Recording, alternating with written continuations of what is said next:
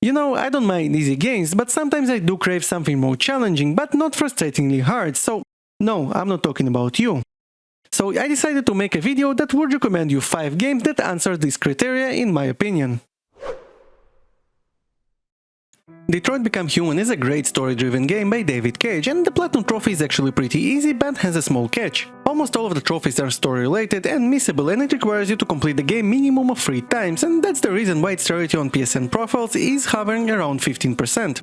I usually don't like doing multiple playthroughs for the sake of padding the playtime, but in this game it actually makes a lot of sense. Your playthroughs will be very different and it would allow you to see alternative outcomes, so it was a very enjoyable experience for me, and the game itself is just that good, so if you like this genre I would definitely recommend playing it. While we are patiently, or maybe impatiently, waiting for GTA 6, you might want to get a Platinum Trophy in GTA 5. This is actually the rarest and longest Platinum Trophy on this list, with a rarity of about 2% on PSN profiles. Now, the Platinum Trophy itself in this game is not really hard, it's just time consuming. You will need to get 100% completion, get 70 gold medals and missions, find some collectibles and play some GTA Online. Overall, the gold medals, stun jumps and flight challenges will test your patience, but it's pretty doable with enough determination. The online portion is alright if you have a couple of friends that can help you out, and leveling up to level 100 is easily doable by using small exploit that you can do AFK. Actually, this way I managed to get there by leaving my console on for 3 nights in a row. The link to the guide on how to do that will be in the description below. It did take me around 130 hours to get this Platinum Trophy, but for about 30 of them I wasn't actually playing, and after all it is an ultra rare trophy that looks very good on your account, so if you don't mind putting in the time, it can be very satisfying Platinum Trophy to get. I really love Uncharted series, and any game from this franchise does deserve a spot on this list, but because making a list with just 5 Uncharted games is boring, I forced myself to pick just one, so here we are. You will have to get an unreasonable number of collectibles, finish the game on the highest difficulty, speedrun it in under 6 hours and play a couple of multiplayer matches. Now, that might sound rough, but it's really doable. If you play on the highest difficulty after completing the game once, you can unlock infinite weapons that make almost every encounter trivial, and the speedrun time is very forgiving, as I actually managed to finish it with more than an hour to spare on my very first attempt. The multiplayer is short and can be done within a couple of hours and without any boosting, and the game itself is in my top 5 of my favorite games of all time, and you owe yourself to play it if you didn't yet.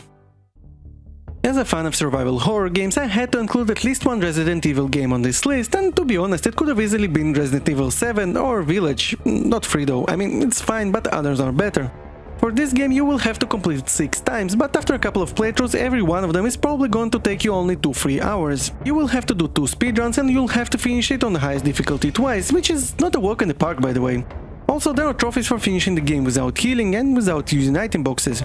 Now, before you go to the comment section and write, "Oh, I thought you said you won't include frustratingly hard games," and fair enough, I'm just gonna tell you that it's not as hard as it sounds, because by the time you'll get to your 5th or 6th playthrough, you will become Resident Evil expert, and to me this is one of the most satisfying feelings a game can give you, and I had so much fun getting this Platinum Trophy. It's probably not a surprise to any of the people who have been watching my previous videos, as The Last of Us is my favorite game of all time and I love talking about it.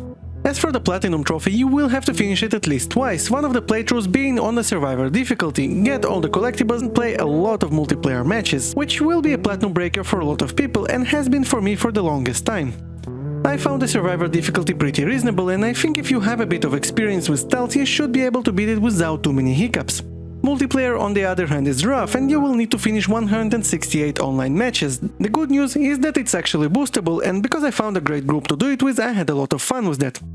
Also, this Platinum Trophy is pretty rare, at around 5.5% on PSN profiles at the time of the filming, and I was very excited when I finally got it. And seriously, this game is a masterpiece and it deserves it, and it is the most satisfying Platinum Trophy I've ever got.